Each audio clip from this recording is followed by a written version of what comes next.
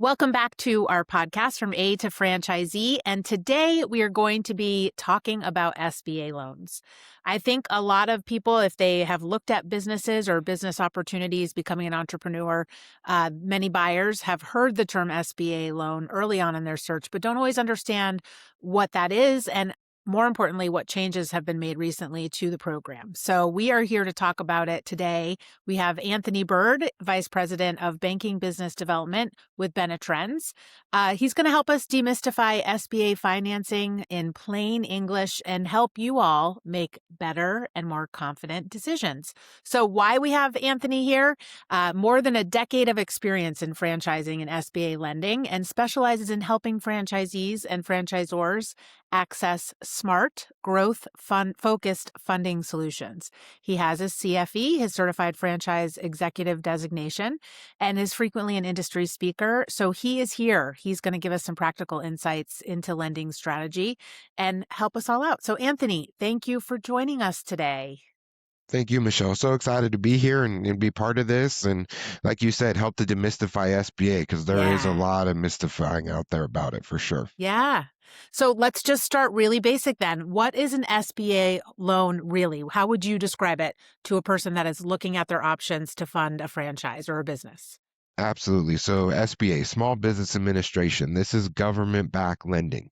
So this is not money that comes from the federal government. It is a government-funded program that gives banks really an insurance policy to want to come out and lend to a startup business, somebody who's never been in business before. It's really kind of like a security blanket for those banks to feel more comfortable, to open up the vaults, to get the money in the borrower's hand to get that business up and running. When do you think that they're usually brought into conversations with people that are talking about starting or buying into a business? Yeah, really as early as possible. The best thing that I can equate it to is like buying a home, right? Before I start going and looking, can I afford a three-bedroom house or a four-bedroom house? This is really the same principle here to be able to come in and understand, hey, can I buy maybe one territory or can I buy three territories? So you should be looking at SBA as early as you can in the process so that you can understand your strength, your borrowing power, and how you can move forward in buying that right franchise, making sure that you arrive financially safe.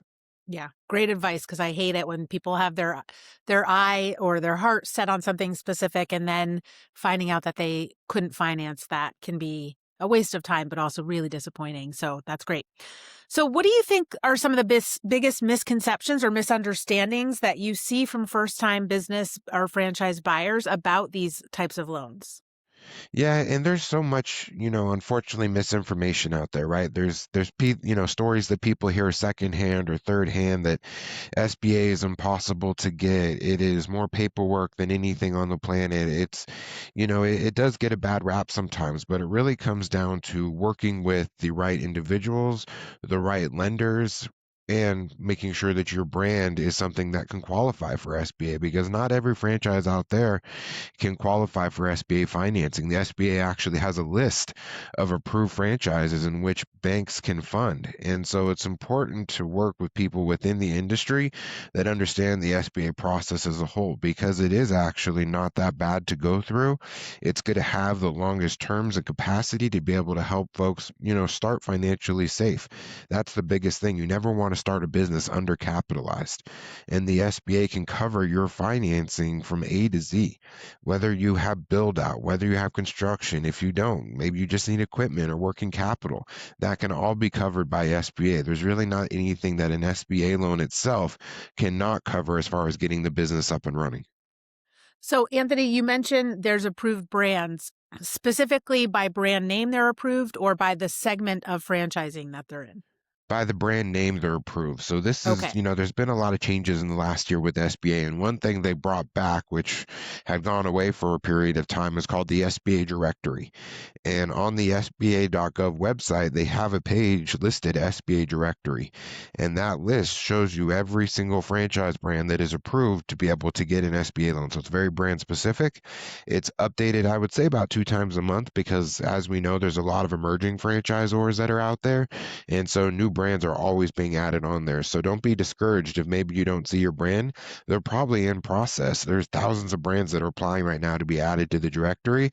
And the SBA, surprisingly, is not that big of a department in the federal government. So it does take a little bit of time for brands to be added, but we see that updated pretty regularly. So that's awesome. That's what I was looking for. So there's a website, sba.gov, that they can go and find this directory to see if their brand is on that list, which is great. Exactly. Exactly. So from your perspective, why do you think SBA loans remain one of the most widely used types of funding that people use within franchising? Absolutely. It's the ease of capital. And what I mean by that, it's not easy to just go and get an SBA loan, right? There's a little bit of a process in it. But it's going back to having that full funding. Down payments on an SBA loan range between about 10 to 20% down of your total project cost. And so when you can come in and get 80 to 90% of your total project funded through that loan, it allows folks who otherwise, maybe don't have a full amount of cash to become a business owner to be able to access those funds and get it in a period, let's say that at minimum is probably going to be about 10 years. And so it allows you to have a time frame there where your payments are manageable. The banks include working capital so that you can go through an initial ramp up period of getting your business up and running and have capital and cushion to fall back on. And so it's so important that we look at all of these different factors to make sure people can really start a business and start it successfully. So we are recording this in February of 2026. And there's some changes that have come to the SBA loans and guidelines. Can you give us a high-level overview of what these recent changes are? Absolutely. And this has been a really interesting time for SBA financing. As you mentioned, I've been doing this over 10 years now, and I've never seen as many changes that we've seen in the last year. And so things like bringing the SBA directory back, which had been eliminated, that's been a major change. There has been several rule changes as it evolves into citizenship status. It used to be that if you were a visa holder, you could actually be on a partnership with a U.S. citizen or green card holder to be able to be on an SBA loan. Now, if you are a visa holder, you cannot own any percentage or ownership in an entity applying for an SBA loan. It was just U.S. citizen and green card holders, whereas recently as last week, they've now removed green card holders as well. So for the first time ever, you have to be a full-fledged U.S. citizen to be able to own any part of an entity that's applying for an SBA loan. And so this has been really interesting as green card holders have been someone that we've been able to fund for a very, very long time. So that has been kind of a really major shift here in the last week. And then the other big change is the credit elsewhere test. So this was also something that had been eliminated that had been brought back that simply states that if you have too much money, you don't need a loan. And so maybe somebody who is, looking at $150,000 franchise, but their liquid capital between their bank and their stock account is 600,000, you kind of don't have that bridge to be able to come in and get SBA financing because according to the SBA, you have enough capital, you don't need a loan. And so it's really trying to find a balance between all of these things to help folks go where they need to get capital. Are there programs outside of SBA that we can look at? All the time, right? We're not limited to just SBA here at Benetrends, but it does limit the narrowness and the scope of who and how they can apply for an SBA loan. Okay. So first, we're gonna stay kind of neutral. We're just providing the facts as far as the changes on who can get this loan. But this Absolutely. means that they're taking away the access to capital from a lot of people that might be interested in starting a business. So what I want to say is there are other options to fund businesses. So I do not want this to be a conversation about discouraging anybody that is interested in starting a business or a franchise, that there's other programs to help you do that. So we're Absolutely. having this conversation based on these are the limitations that the government has put on this money. And we just want to educate people on the people that can still apply for this money, what these changes mean to them. So Exactly. with those changes, have the expectations around down payments or personal capital change? You talked about kind of that gap of money needed and money they have access to, but has there been any changes as far as that 10 You said 10 to 20% at the beginning. Is that the same as it was previously? Yeah, so the SBA at its principle, at its core, has not changed. And so that's the biggest thing is that we're still looking at the 10-year term. We're still looking at the 10 to 20% down. The rates are still going to be prime plus a spread of maybe 2.75 to 3. So those core principles and that access to capital is still there. It's just that we are facing, like you said, limitations and challenges set forth by the federal government that neither we nor the banks have any control or part of. But as an organization, Benetrends has not limited ourselves to just SBA. We have a number of other programs that folks and individuals can look at that will work with them to help and try and find, where is that access to capital and where can they come in to get some type of financing. Yeah. Okay. So why does the SBA care so much that the borrower has skin in the game when they're offering up these loans? Right. And so that's a great question. I was actually asked that question yesterday, right? How come I cannot get 100% financing for an SBA loan? Well, the SBA will only guarantee a lender's loan up to 75%. So that means that there is a spread of risk that a bank would have if they came in and did financing for that full amount. And so banks, as we all know, are very, very risk adverse. And so while they will take a little bit of risk with your project, of course, they're willing to take more risk the stronger the borrower. There's going to be that kind of bridge and gap there between here's my SBA insurance policy and here is my down payment. So it really helps the bank to get comfortable to know that you're coming into this not only really feeling committed that you're going to put your own money towards this business and how much you believe in it, it helps mitigate their risk and what they're going into as a lender to be able to provide that capital as well. So it's really kind of a twofold approach that they look at there. So now I'm gonna call back or throw back to an episode that we've done previously where we had someone from Benetrends join us and talk about all the different options that are out there for you to get funding for your business. One of your programs is using retirement funds. You can borrow against your retirement funds, and I think that there's sometimes confusion around can you use a combination of SBA loans and your access to those retirement accounts? Is that something that people can do, or can you explain if there's any changes in these guidelines of them being able to combine these types of funding strategies? Yeah, absolutely. Great question on that. And yeah, it is really a hybrid to be able to utilize that ROBS program, that retirement rollover funds, in combination with an SBA loan. And there's two factors that ROBS can help and assist with in the SBA process. The first being access to capital for that down payment. Maybe if you're looking at a $500,000 total project cost, and we'll just call it 20% down, that's 100,000 that you would need to put into the project for the bank to feel comfortable.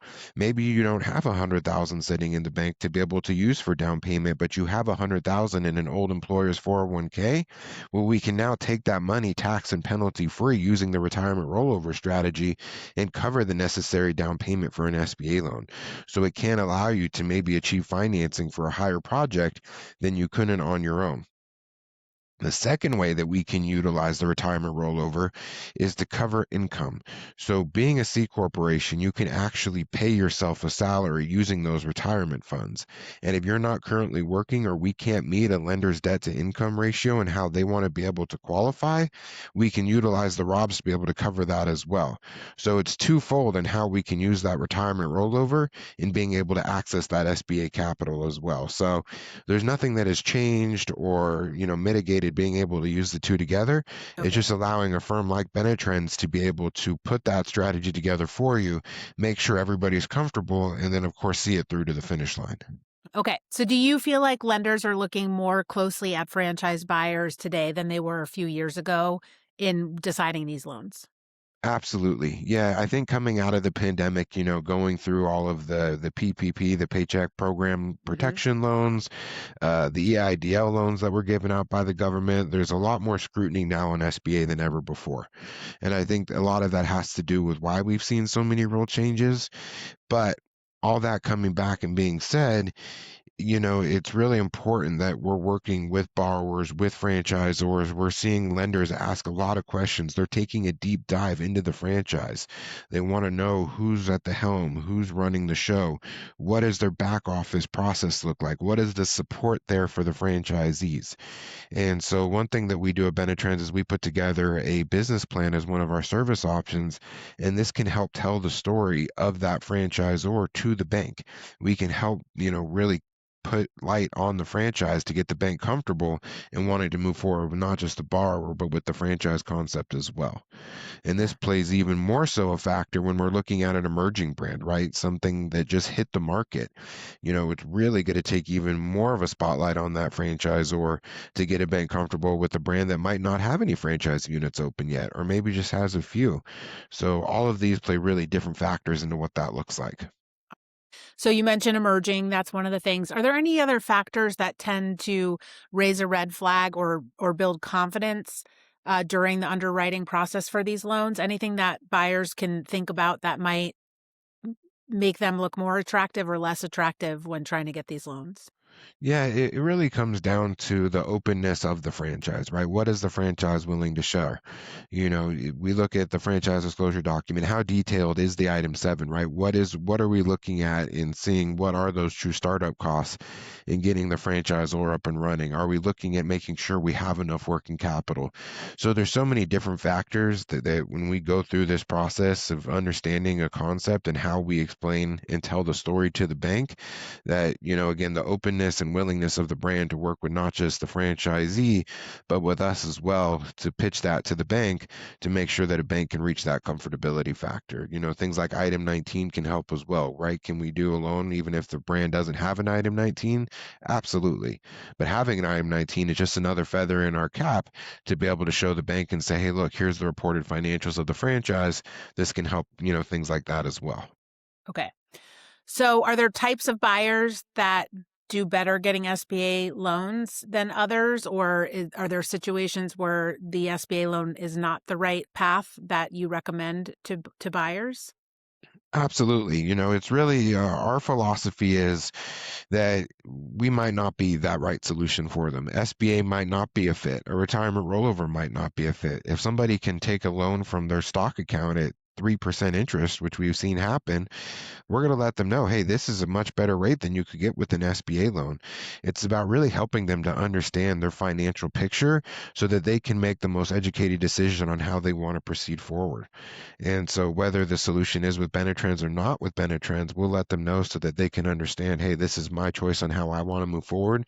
I know all of my options, and here's what I'm going to feel most comfortable with. So, Okay. we make sure that if it's not even us or it's something else, we let them know what that is so they can move it forward. Yeah. Well, and having someone that has experience guiding you through the process, I think just helps you understand you're looking at it's not just the rate, it's also the length of time. So having someone that's done this lots of times, I think can be really helpful.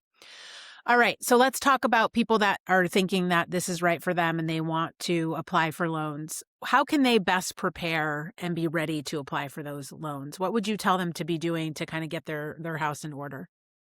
Absolutely. I mean, to go through an initial pre-approval process is really simple. It's understanding where are all your accounts, right? How much do I have in checking? How much do I have in savings? What's in my stock account? What's in my retirement account? Sitting down, putting together where all of your funds are and located, because when you work with a firm like Benetrends, we have you list all this out, right? We want to see your full financial picture. We want to see your strength. We want to see your tax returns. We want to see your W-2, right? So we'll put together a full checklist in a secure portal so that we can see all of this as part of our process. We even do a soft credit pool so that it doesn't harm or damage credit in any way, but allows us to move it through so that we can say, okay, this is what your picture looks like. These are your options that are on the table. Let's talk about this. Let's go through these opportunities and give you that clear picture on how it moves forward. But everything that we do up front, including the no hard credit pool, is free, no cost, no obligation, and can give you the tools and roadmap on how you can move forward. So you mentioned a soft credit pull is good to, and you also at the beginning of our conversation just reinforcing know this early, find out this number that you can get early. What about do you have 2 or 3 questions that you would recommend buyers ask their financing specialist they're working with early on in their journey that will help them kind of navigate this? Number one, what is the most I can qualify for, right? It's always easier to come back and tell a bank we don't need as much money compared to having to go back and tell them we need more. As you can imagine, telling them we need more is like starting over. But coming in and pulling it down and saying, hey, we actually only need this much is a much, much easier process. So always go in at the most you think it could possibly be, knowing that we can bring it down if we need to. Of course, there could be cost savings. Locations could change things there, understanding and what that looks like, and then knowing the time frame, right? Our pre-approval, for example, is good for 90 days before we have to do a new soft credit pull. Have an understanding and time frame of what that looks like, right? Know where that's going to go in. Maybe it will take you 6 months to get open and operating, but starting that financing process, you want to start that no later than signing your franchise agreement. Will help to make sure the timing lines up with the lender so that we're not having to go back and do things 2 or 3 times. So knowing the most you qualify for, knowing your timing and positioning and what that looks like, and then again, just knowing, hey, what are all my options on the table, right? Maybe Yeah. it's not SBA, maybe it's not a retirement. We'll figure that out. Yeah. So, Anthony, is there an average length of time people can think about this? Because it usually get done in that 90-day window, or is it really all over the place? Can you give us a best case, worst case scenario of how fast or slow that this process moves for people? Yeah, I mean, we've seen things move incredibly fast depending on, hey, we got a franchise, we got something that lined up, we had somebody go through this process in, a few months, but sometimes it takes 6 months. It really comes down to the individual, their franchise, but just know that we're not under any time constraint. We'll work through the process. Even if it gets past 90 days from our pre-approval, it's just a new soft credit pool, right? We're not going to start the process all over again. And that's the biggest thing. We don't like to do things twice. We want to make sure that we're moving through the process and making this as easy as possible, as to not put extra burden on somebody who's starting a business. That's nerve-wracking enough. The last thing you want to worry about is, oh, am I going to get financing on top of that? Having the right people on your bench in your corner is really going to bring a lot of, levity to this process as far as not feeling that weight. Yeah.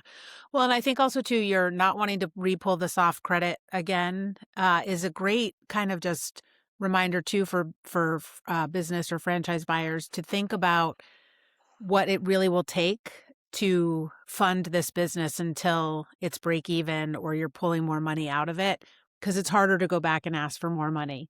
so Right? so Exactly. don't go through this all again. Try and really think about Yeah, that and set realistic expectations to cover your butt until you're up and running. Yeah. absolutely. Absolutely. Anthony, can you share a story of someone that you've helped through this? Just to, we're always trying to talk people out of buying a franchise more than we're trying to talk people into it, because we want them to understand what this really takes. But I think we've given them a lot of good practical information, and it can be a little daunting.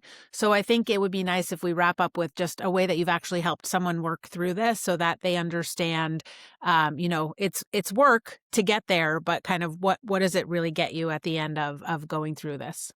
Yeah, I think one of the biggest things that we look for, and there's a certain story that I'm thinking about, a guy out in Georgia who ended up doing a restoration franchise. She came to us actually probably a little over a year ago now, and there's certain instances where folks will go through this initial pre-approval process and they don't qualify for any type of program that's out there. It could be one thing is credit, it could be cash, it could be a number of different factors. And when that happens, we put together a roadmap.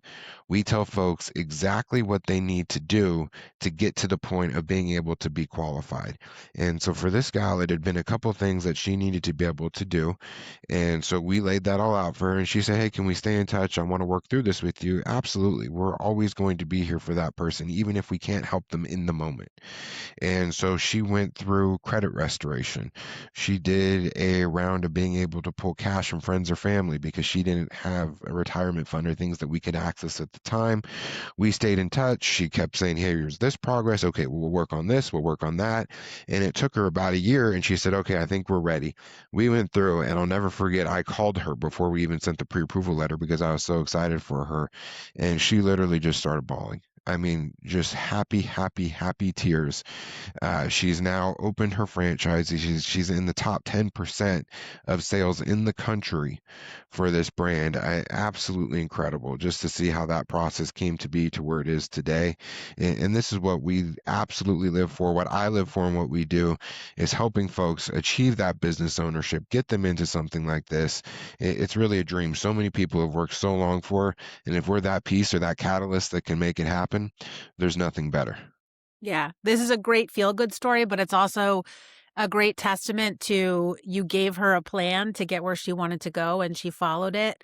All indications that she's going to be an amazing franchisee because that is exactly what it's like to run your business in a franchise where it's important to follow the playbook they give you. So thank you for wrapping up with that story. I think it can be a little overwhelming to people to think about this process.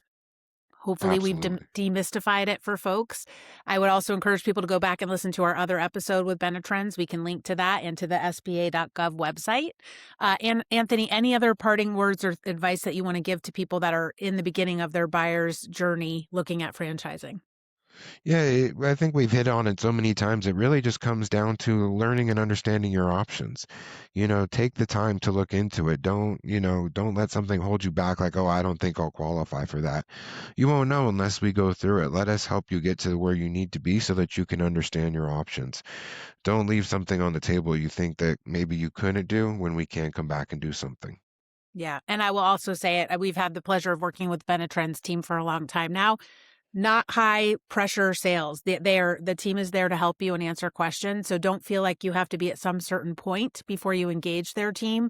Just start talking to them and figuring out what those options are. So, Anthony, thank you for joining us today. And we hope we've helped some buyers think about this process a little better. Thanks Thanks. for having me.